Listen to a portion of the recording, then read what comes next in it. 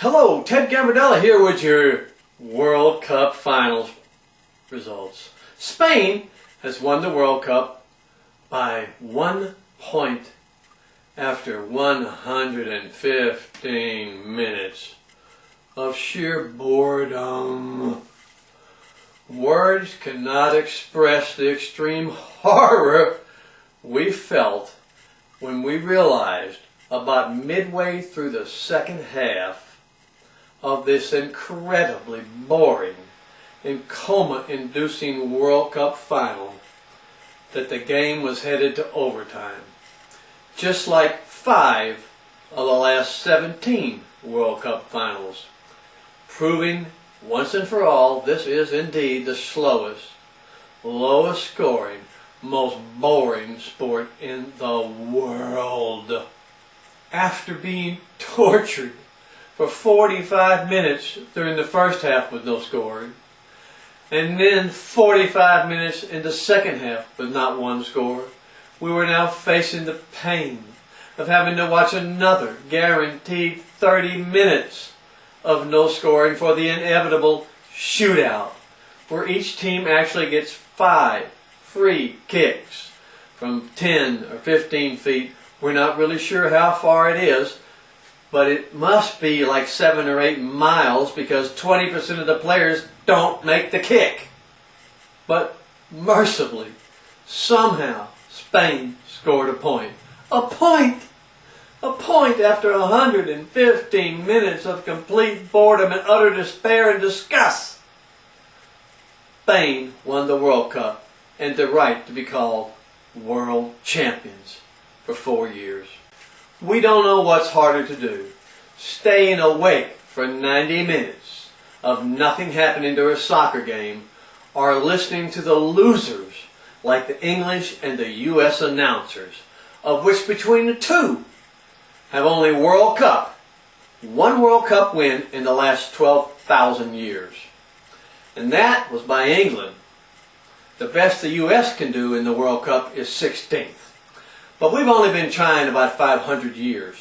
Give us another couple centuries and we'll make it to 8th place. And maybe even 4th.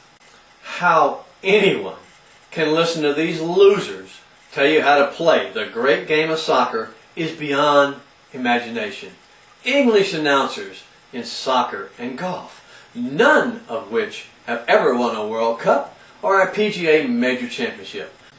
But because their accents are so pleasing to the ear and help with your napping, they're allowed to talk about winning something they have no idea how to actually win. Now, back to the World Boring Cup. It was great to hear the Valzuelevas, whatever you call them, blasting for 100 games. It kept you pissed off and was the only thing that kept you awake during the first 45 minutes of no scoring. The only thing worse than having to endure the World No Scoring Cup is watching LeBron ESPN. You know, LeBron James has his own sports network now, ESPN. And he gets to be on it anytime he wants, for as long as he wants. Because he signed to play basketball outside of Ohio. We think if we see this overhyped loser on TV again, we're going to break the screen. Go away, LeBron, and give Ohio all the money back you stole from them and all the money you're going to steal from Miami. You have never won nothing and are never going to win anything. You are the most overhyped athlete in the history of the world. You got more coverage than God in the last 2 weeks on television. Now back to the World Sleeping Cup. No, forget it. It's mercifully over for 4 more years. Until we get to see the riots in Brazil after they lose in their home country. At least we have U.S. football, the greatest game in the world of real sports to watch until then.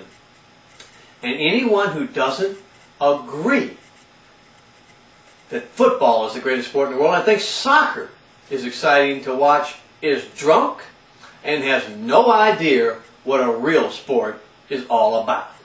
Real sports have scoreboards with double digits on it. And some of them have triple digits on it, where you can score hundreds of points in a game. Not like the need in a World Cup for only having 1 point to show on the scoreboard. Because no team has ever scored more than 3 points in an entire year in soccer. Anyway, that's just my opinion about the World Boring Cup. Glad that Spain won. Sorry the U.S. couldn't finish better than 16th. But give us another 300 or 400 years, and I promise you, we'll be in the semis. This is Ted Gambardella. See you next time.